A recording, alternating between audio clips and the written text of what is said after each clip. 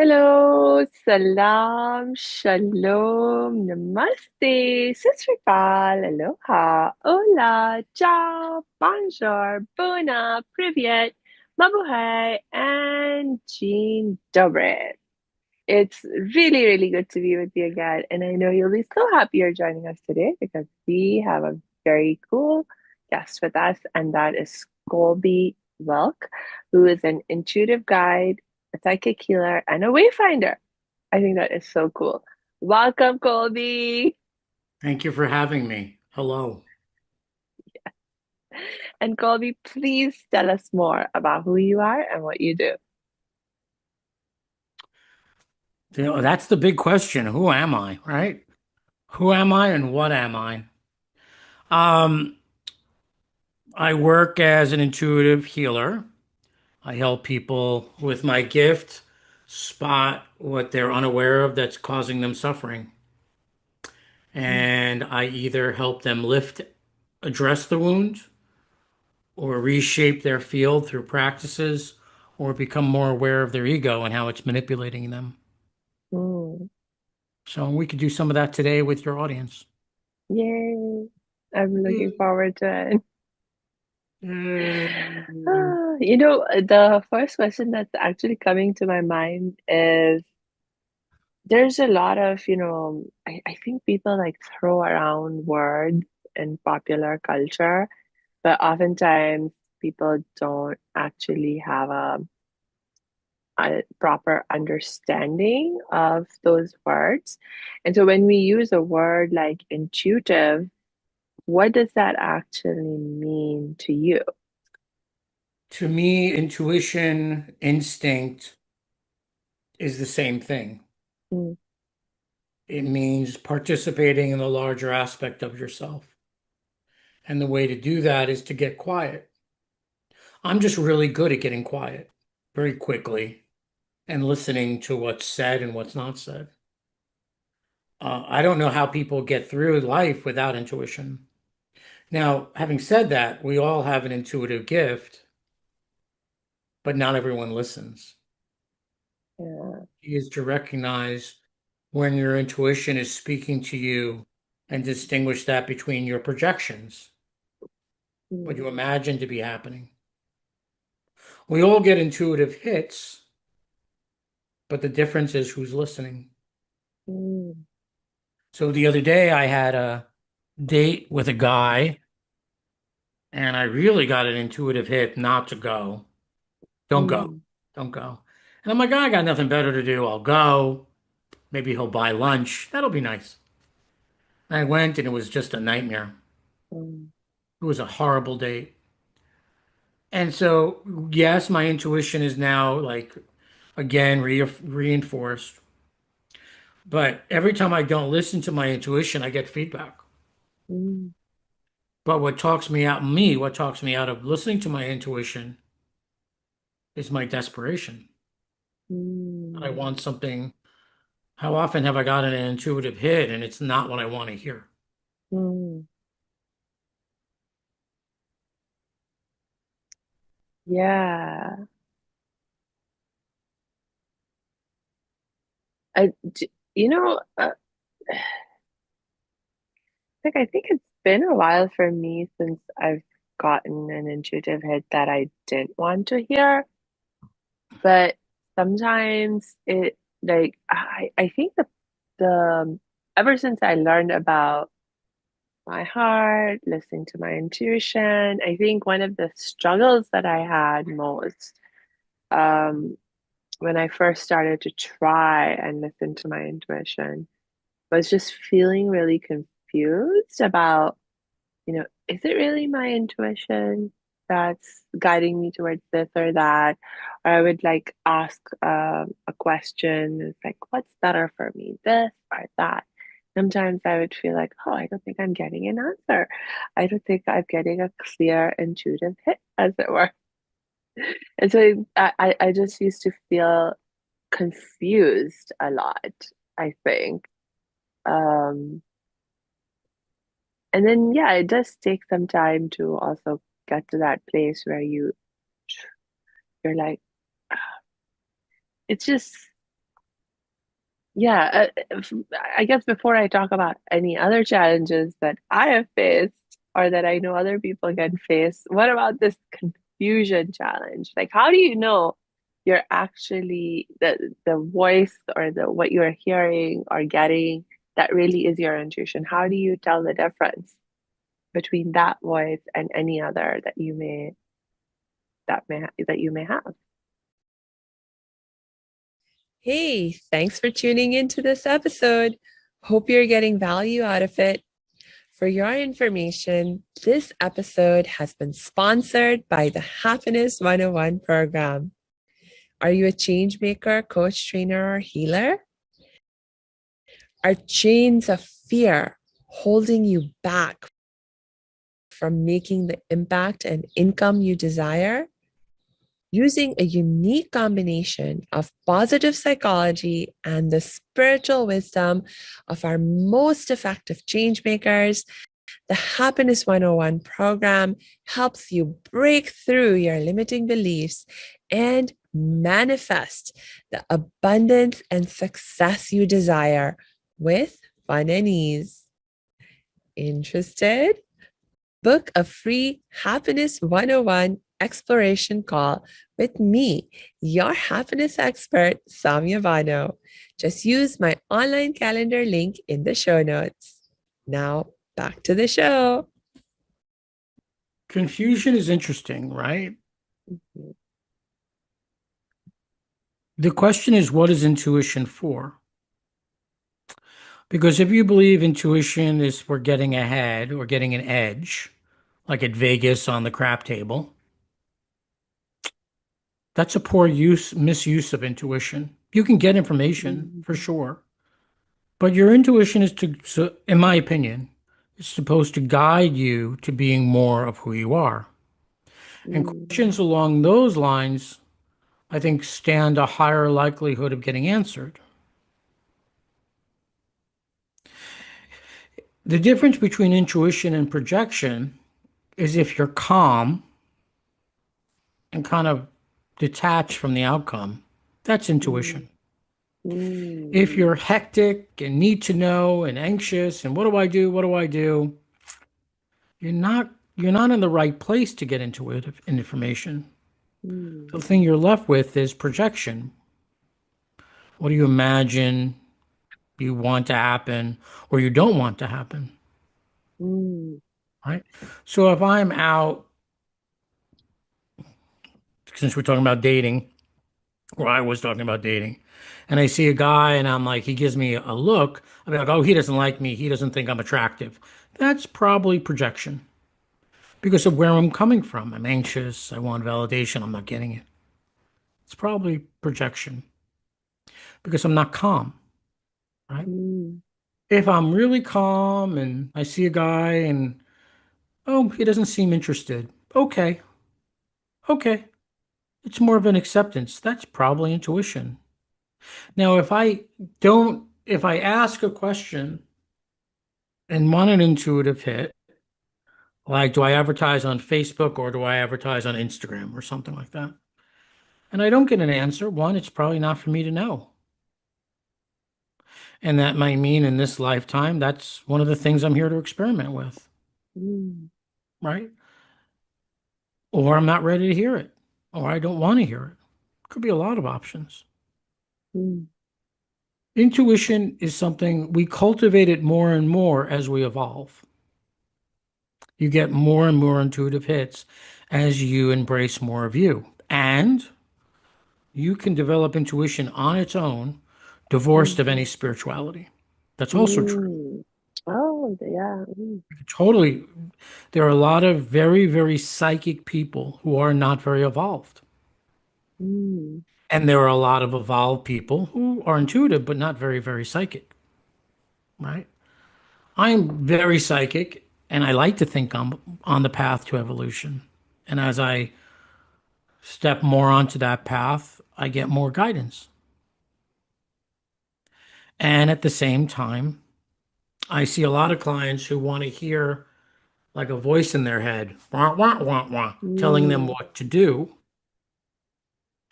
And that's not how it is for me or anyone I know. That comes from I feel insecure and I want to know doing the right thing. Mm, But God, Allah, Yahweh, whatever you want to call that, is the great mystery. We don't know what it is. We don't know how it works. And so there are a lot of people wanting intuitive gift or intuitive sense so they can have more control. mm, That is directly against what God is, the divine, Allah, right? The goal is not to win. The goal is to break free mm, so that you can really know freedom. But you can get, like I said to you, you can take a class and gain intuitive access for sure. You can totally do it that way. mm. And there are ramifications to that for sure. But you can do it. Anyone can do it. The skill set I have, I was born empathic, or very young, I became aware that I was empathic. I don't know if I was born that way. That's a guess. And so I cultivated my skill set to be more psychic.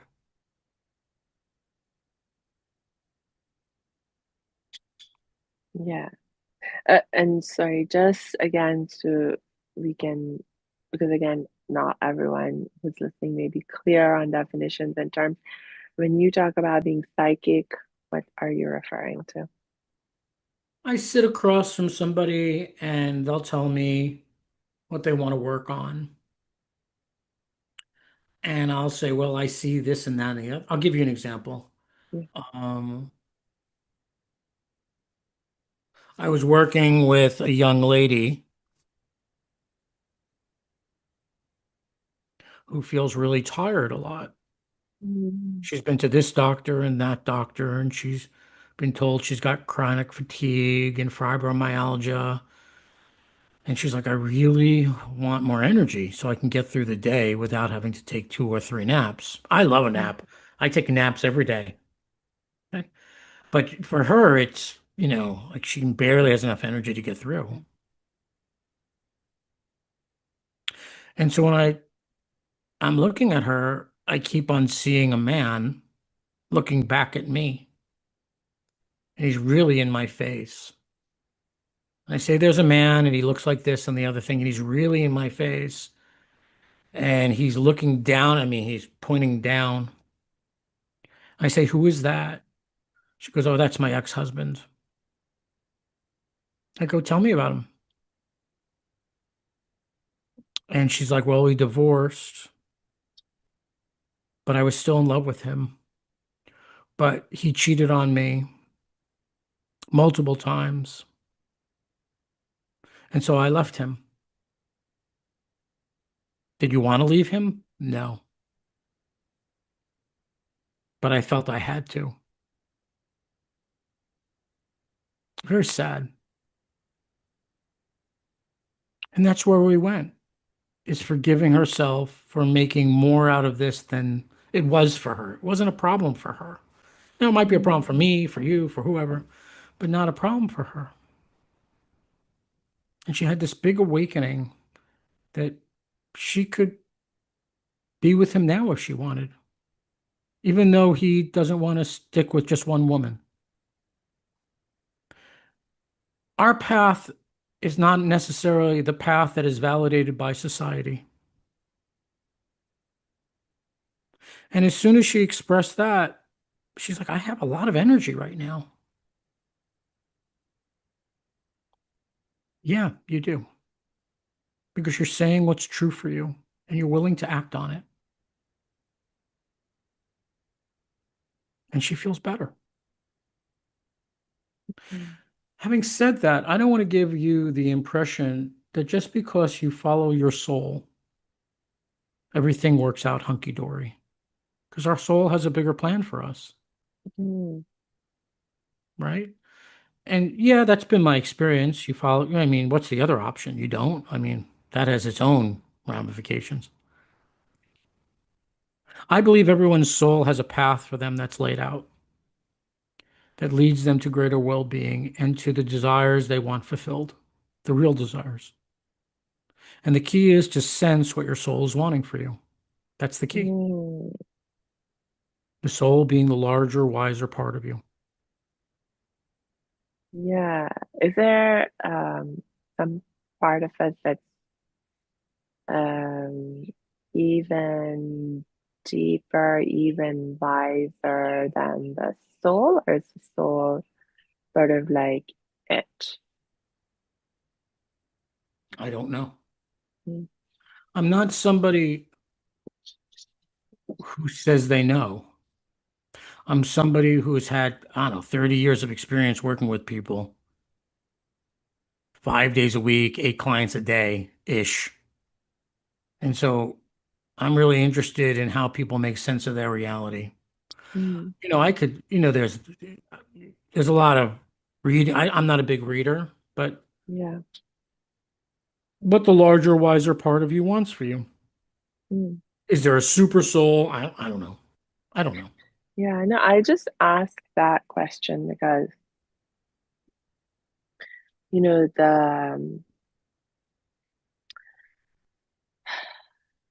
the idea of course, listening to the wiser part of us is very appealing and wise to listen to the wiser part of us. But is the soul the wisest um, part of us, or the wisest aspect of being or existence for us to listen to? I mean, at this point now, I'm thinking a little bit maybe from like a Muslim religious perspective. And, Sure. so where we would, like as a Muslim, you would say only God knows, is all knowing, all wise, um, and so forth.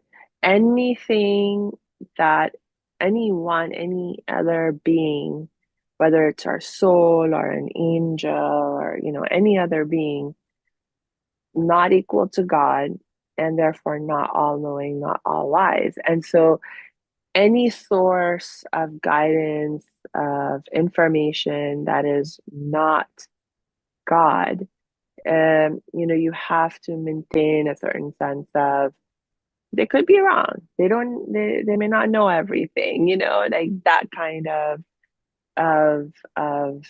just watchfulness.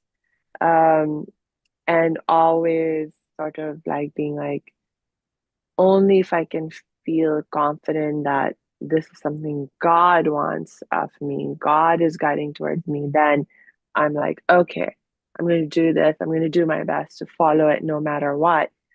Um, but anyone else, they may not know everything.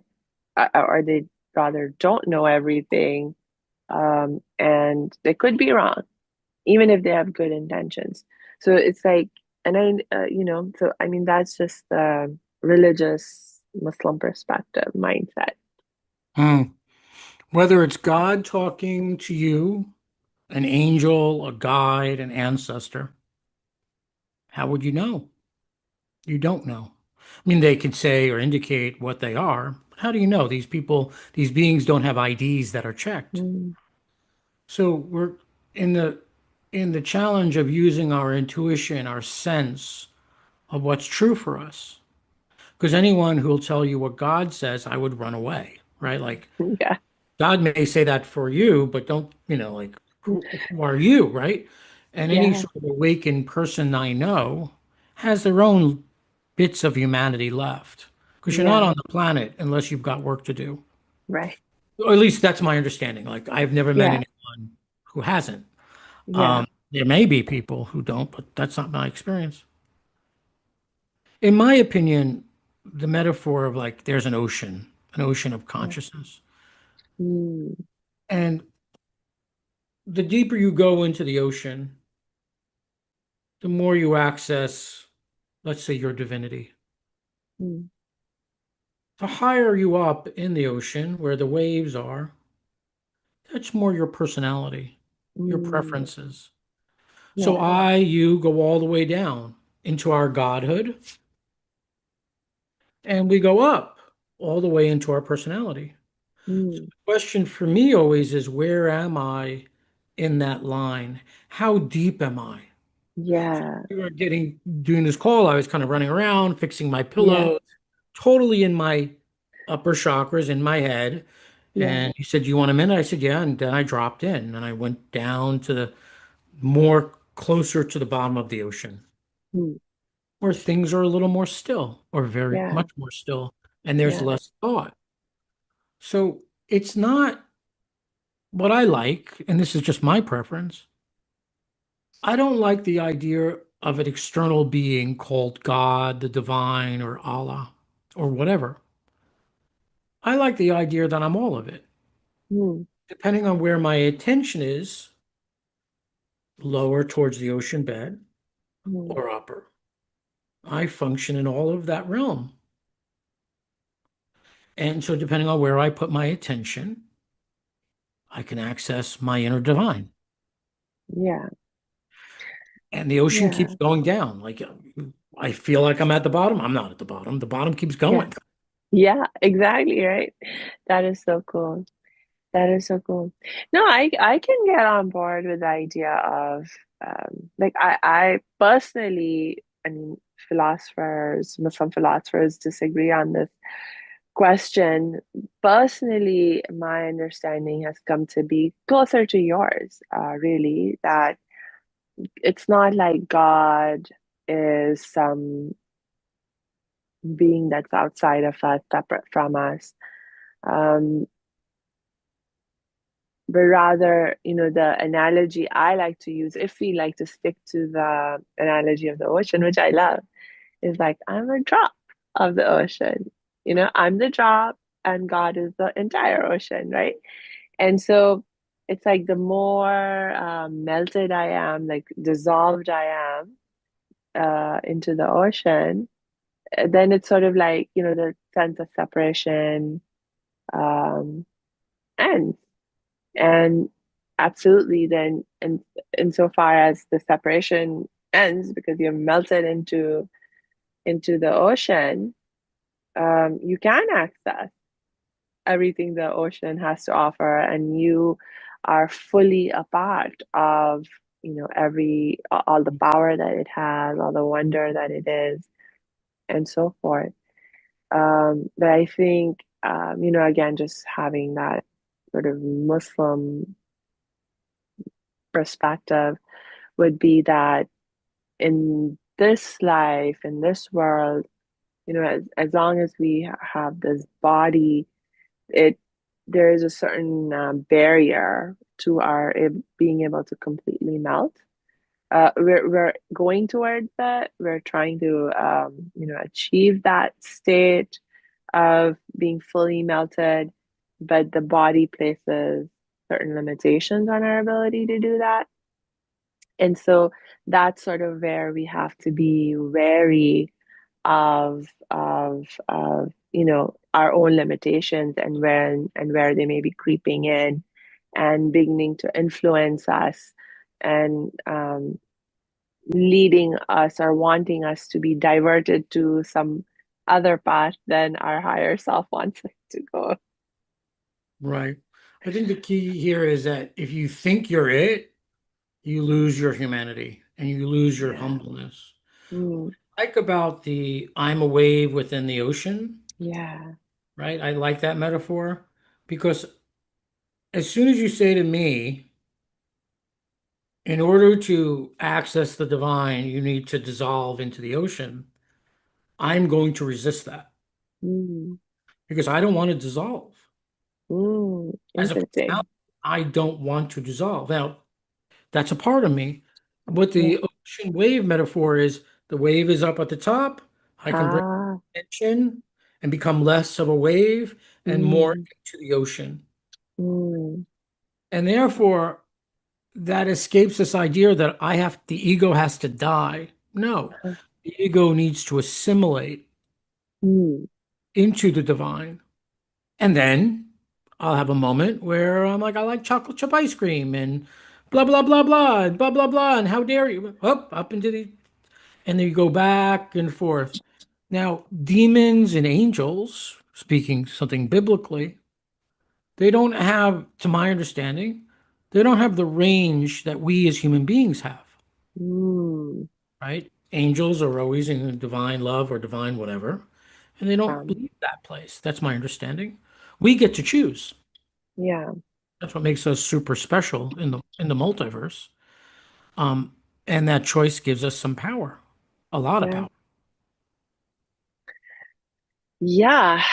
Um, uh, well, talking about Muslim theology, Sure. that is something we do agree with. Yeah, like in Muslim theology, describes the angels as beings that do not have free will. They are always in obedience to the divine, to God, and they don't have a choice about it.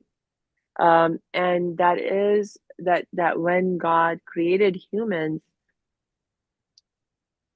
the distinguishing feature between, I mean, other than the material that we are made out of, the more important distinguishing feature is the aspect of free will that God gave us. And in the Muslim theology, there's actually in the Quran, there's like this beautiful um there's a verse that talks about how God blew something of his spirit into human person, or in us as humans. And because it's spirit of God is within us, that's why we have free will, because God has free will.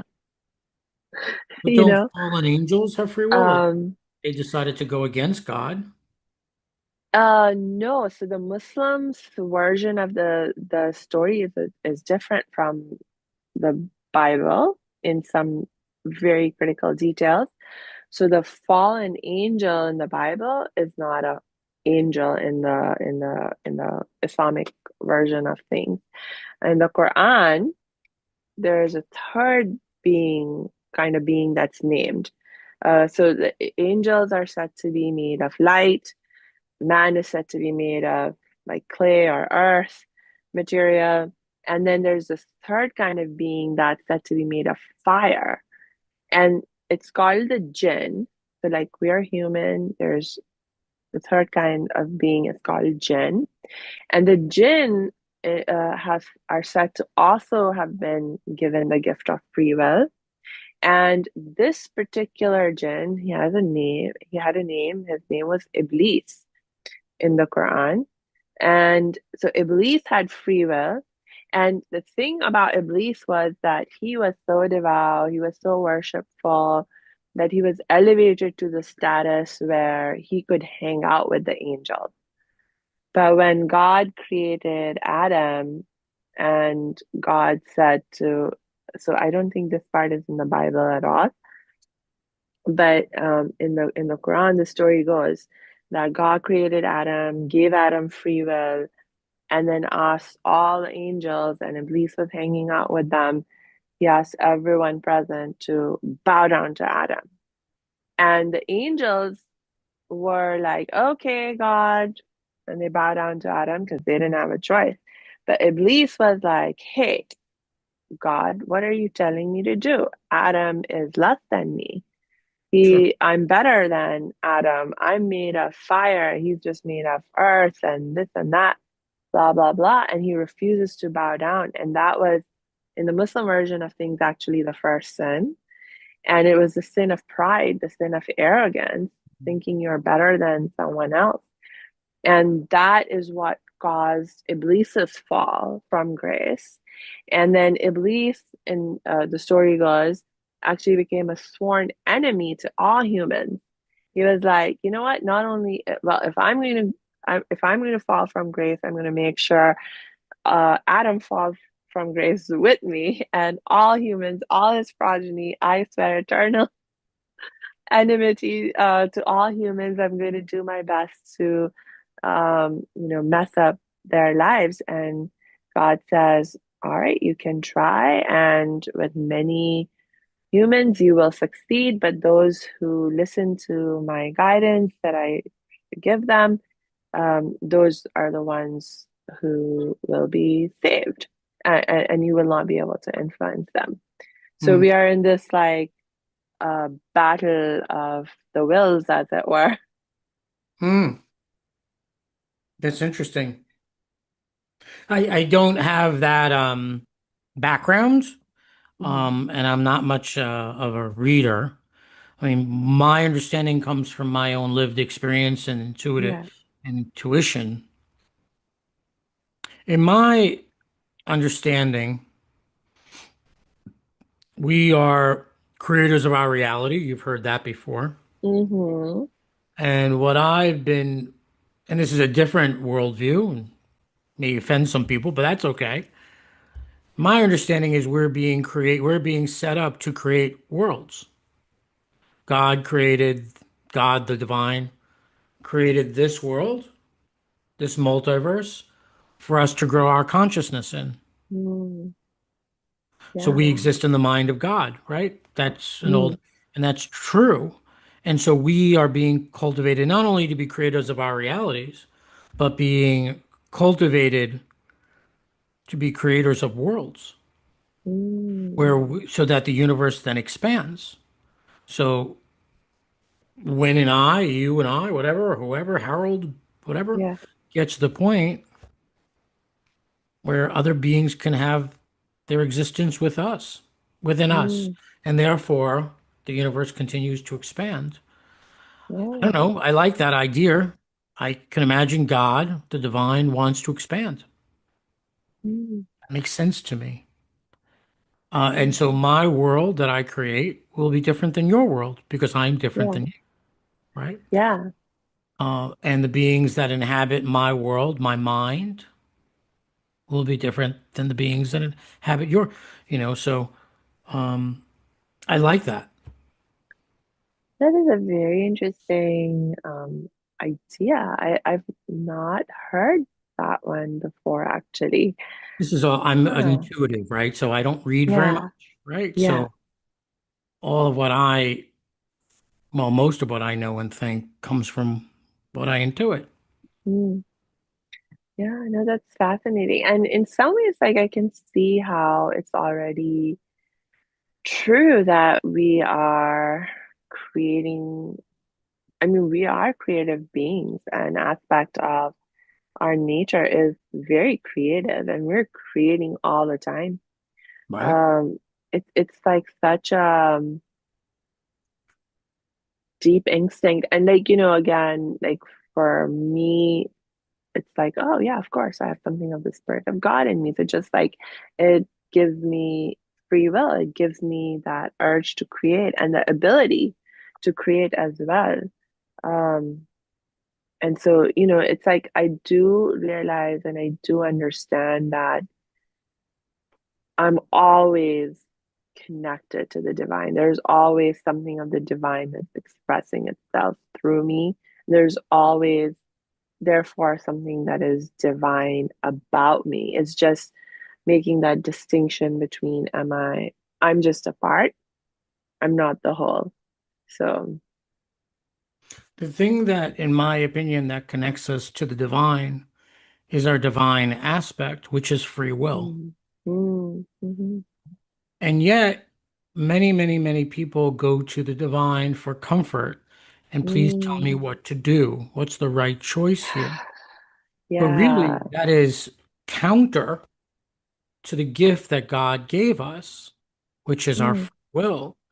And so help me to know my own will. mm, Help me to know what's true for me so I may create an alignment with me, who I really am. mm, Is a form of prayer that's more appropriate than what is your will, God? Thy mm, will be done. No, no, no, no, no, no, no. It is our will that God wants. It is our will that God wants done, and then we get to see our will enacted, and we get to mm, choose our next choice based on what we see. mm, So if you follow this logic, if you like this logic, then this may throw you. That would mean that God, the divine, was once a being like you and I on a world. and reached its evolutionary apex or reached an evolution, became independent of that world and created our world. And so it goes on and on and on. Like Mm, those Russian dolls that keep on, you know. And so I don't think my mind, your mind, I mean, you're probably smarter than I am, can figure this out because our minds aren't large enough, wired enough. All we can do is sense mm, what is mine to do, yeah, what is true for me, yeah, what's true. yeah. I hear you. I hear you. So this brings me to another seemingly different but related question because this is something that I know one time when we were talking before, it came up between us and we never got around to really being able to talk through this, but I wanted to bring it up now and see if we can talk talk about it a little bit. So, I'm a happiness expert. Oh, right, this. I Yeah, thought about this. yes, yes, right. I'm a happiness expert. And so I'm all about teaching people how to be happy and take control of their happiness. Um, and, just the experience of happiness, cultivating that, being aware of what makes us happy, what makes us unhappy. These are important matters to me. And I know you have a perspective that I would love for you to share, and then we can talk Sure. about it. Well, I'm going to make a distinction. To me, Yeah. happiness is conditional, right? I get a Mm-hmm. puppy, I'm happy. A handsome man kisses me, I'm happy, right?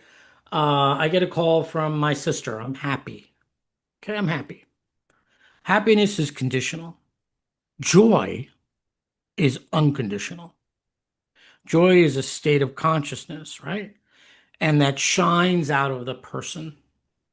Joy is the result of becoming ourselves, which I think is the Mm-hmm. purpose of being here on planet Earth at this time, well, anytime really, is for me to keep coming out to who I am. Now, I'm a gay man. At one point, I came out of the closet, even though it was uncomfortable, wasn't a happy experience. But I did it because it was who I am. And that choice resulted in more joy overall. Mm-hmm. Okay. So we may be using terms differently or some, Yeah. but I would Yeah. suggest like, so the point of life for me is not happiness, because happiness to me is conditional. The point of life is to become ourselves. And the result of that is joy. But Mm-hmm. it's not necessarily always joyful to embark on becoming you, right? It's not, like, yeah, it's not always a joyful thing to step out and raise your freak flag out and say, here I am. I'm an intuitive. I'm a psychic. I'm gay. I am a divorced woman. I am a single parent. Whatever it is that who you Yeah. are can be very, very challenging Mm. to do that. And it may not feel great all the time, but it will generate greater joy ultimately. Mm. Yeah. Yeah. So first of all, thanks so much for giving us a definition of your happiness. And I will agree with you that most of the time, most people, that is exactly what they're thinking about when they're thinking about happiness. It's this conditional type of happiness. Thankfully for me, my definition of happiness is more expansive and not limited to these kind of conditional experiences. So, and I agree with you about, like if we were to use different words to describe different kinds of happiness, especially the kinds that are more internally sourced and especially the kind that are really like connected to our spiritual selves and our spiritual experiences. Joy is a really wonderful word to describe that kind of happiness. Ah, I love joy. I must say, it's become one of my favorite, favorite experiences and states. In fact, it's now my goal to be living in joy every moment. Like, Mhm. even so, like, um, and so, uh, so one of the things that for me, that I believe is true about experiencing joy or um, lesser degrees of these kinds of positive feelings like happiness, if you may say it as such. But whether like joy, love, peace, calm, um, contentment, fulfillment, a lot of these kind of positive states and feelings for me are very interconnected to each other. And for Mhm. me, a lot of them, like one of the reasons why they're so important to me is because I see them as a signal from my inner self that I'm headed in the right direction for me. So, it's like sometimes I can feel confused about, like, when I'm trying to think from my mind about, is this the right decision for me? Is that the right decision for me? What is my intuition telling me? Did my intuition tell me to do this or to do that? And I can be very confused in the context of my understanding. But if I'm confused, then what I have learned to do is I'm like, okay, I'll just make my best guess right now and just start doing. I'm moving forward in whatever direction I think is the best choice. And then when I start moving in that direction, I'm just like paying a lot of attention to how it's making me feel. If it brings more joy, more peace, more contentment, more happiness, more of these kinds of positive states, then I'm like, I understood correctly. This is the right direction for me. Keep going.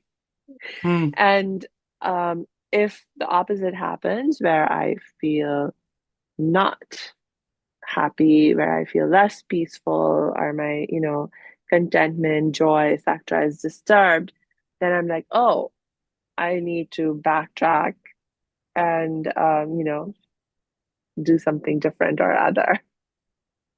I hear what you're saying, and what you're saying is very much in alignment with, the laws of attraction, Abraham Hicks, this type of thing. And I hear you, and I know that's what's out there. And I have a different point of view. Mm, So, for instance, I'm in the process of writing a book. It's hard to write a book. It's really hard to write a book. I want to write a book. I want a book written. I want to leave this behind. Even if I were to not get any credit or make any money, I want this to be mm, left behind for humanity. But the steps to write a book don't always make me happy. And if I wait to make them happy, I won't write the book because I'd rather eat cheesecake or take the dog for a walk or go work out. That would make me happy. So, yes, I think that the self-development movement has gone too far with feelings being your compass. If it makes me feel good, I go in that direction. It's a part of your compass, but it's not the whole compass. mm, It's an oversimplification. I request that people consider what they're committed to. What is it that you're committed to? And let your commitment steer your life along with how you feel. I'm committed to this book being in the world. Doesn't always feel great mm, to write it. And maybe sometimes it doesn't feel great to write it, and then I get in the flow and I do feel great about writing it.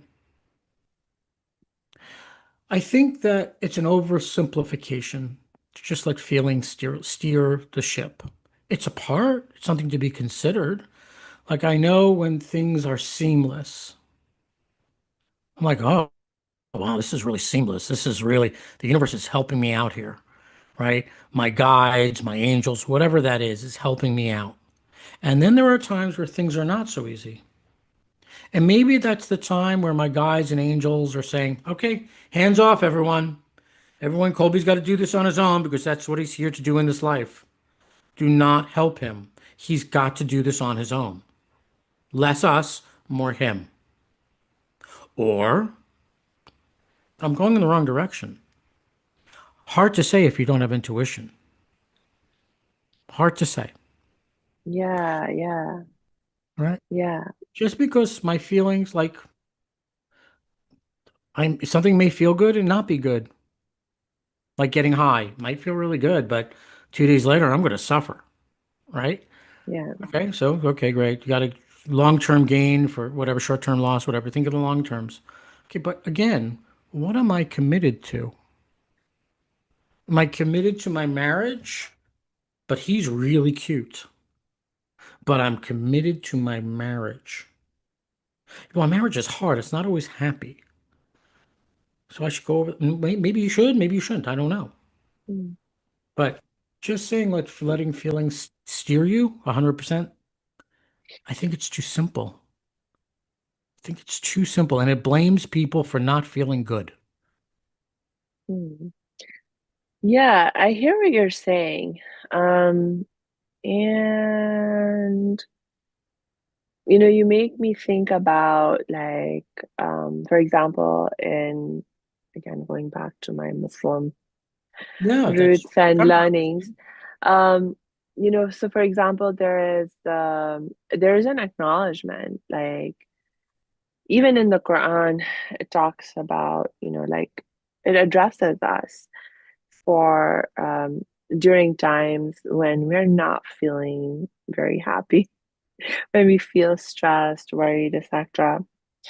And so there's an acknowledgement that as humans, we will not always be able to maintain a high level of joy or even faith for that matter, that, we have these up and down experiences. And at the same time, we are taught, for example, that there are certain things that you should just do regardless of how you're feeling. So, for example, when it comes to prayer, um, it's said that, regardless of how you're feeling in the moment, just pray. And Right, actually, when you pray with attention, with consciousness, etc., that's part of what the solution is in terms of how you get back to feeling better and more grounded and stuff. So I definitely take your point in that regard. Like, we don't want to be oversimplistic with our understanding of our emotions or our feelings being our compass. Um, so perhaps just think of it as a part of our compass. That's a helpful way to think. right. Hmm. And I get people want to be joyful, Yeah, but if that, if that's your like objective, then you should go and do drugs. I mean, if yeah, that's what you really want, then stay high. But you can stay high yeah. without consequence, right? So being spiritual means dealing with paradox. Mhm. And as one grows more on the path, there's more paradox, right? Yeah, either we could think of it as paradox, or, part of what I'm also thinking about is, deepening our understanding of what really true happiness or joy is, and what brings us true happiness and joy. And, I think part of like the lesson that I'm learning is that, the certainly the kinds of happiness we experience that are that's conditional, dependent on some external stimuli, that that's a very surface level experience. It's like going back to your analogy of the ocean. That's like a very surface level wave, you're the wave kind of experience. And so that's not where you want to aim to stay. The aim is to go deeper and stay deeper for longer and be able to stay deeper for longer and longer periods of time. And so not do not chase after these conditional experiences of of happiness. And that's the problem with doing something like drugs. It's such a conditional and unsustainable experience.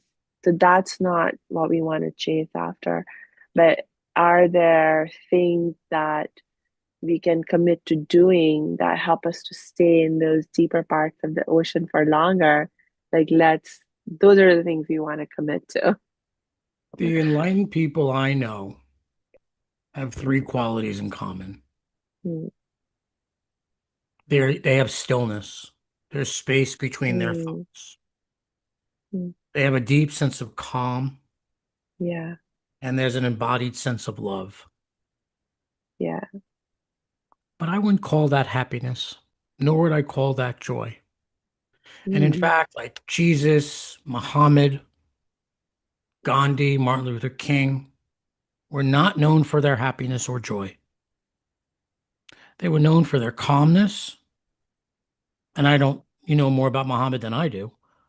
They were known for their calmness, their stillness, their love, and their mm, purposeful lives. mm. But joy and happiness?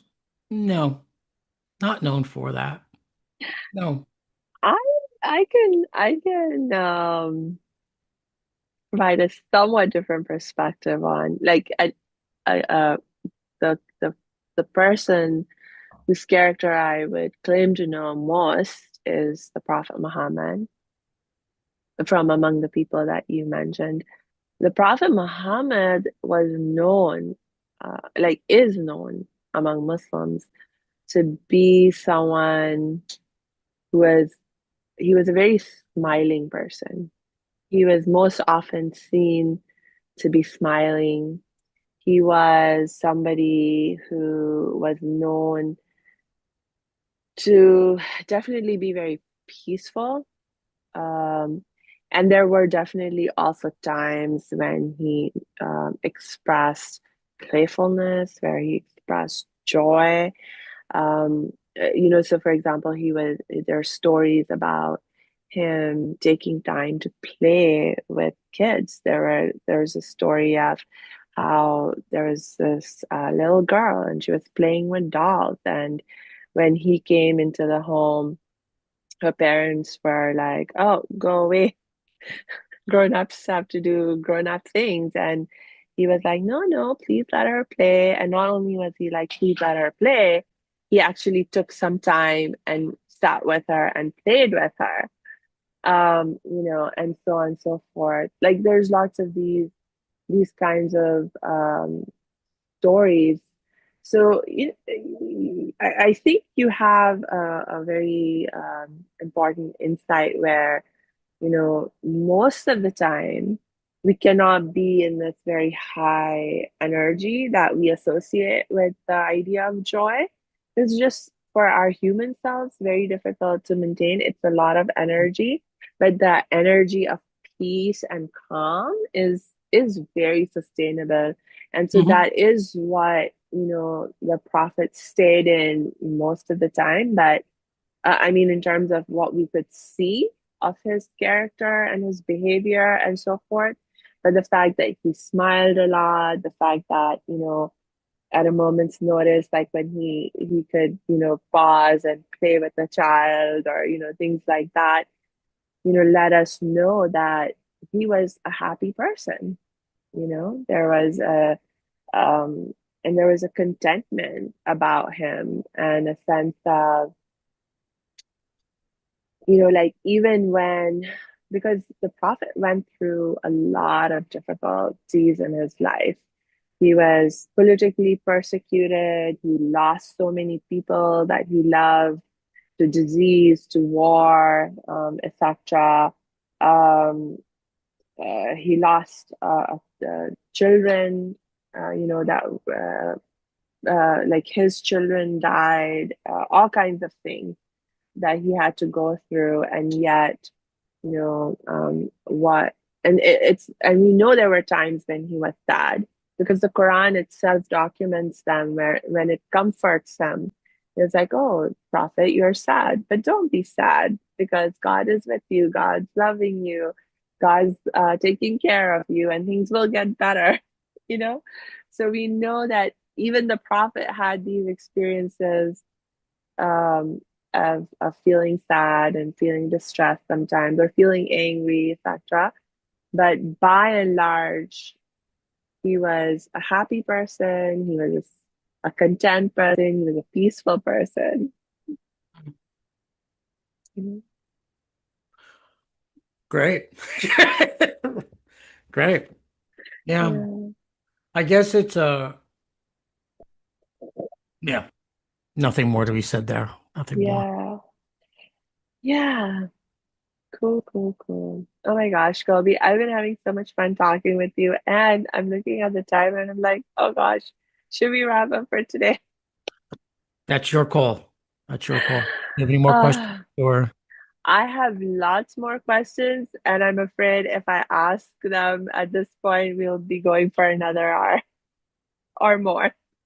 So I feel like maybe this is a good point for us to stop, or at least start wrapping up. And so let me ask you, do you have any last thoughts that you would like to share with our audience for right now? there are many, many paths to take if you're going to be spiritual. There Mhm, are the more religious paths, right? And if that works for you, great. It's great to walk a path that's been walked.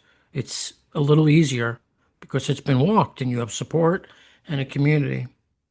And then there are those of us, I include myself in this group, who religion doesn't call. And if you're one of those, you're going to assemble something that works for you. mhm, And so my request is if you're of that ilk, you find people that you can call brother or sister so you don't feel like you're alone.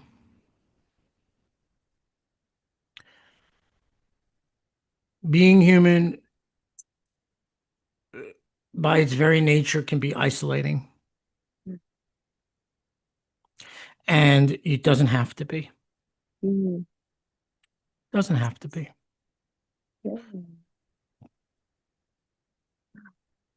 Thank you for that beautiful reminder, Colby, and you're so right about that.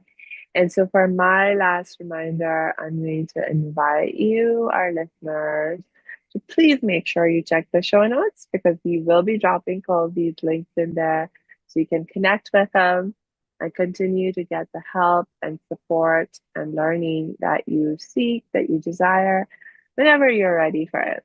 And until we connect next time, I wish you lots and lots of peace and joy.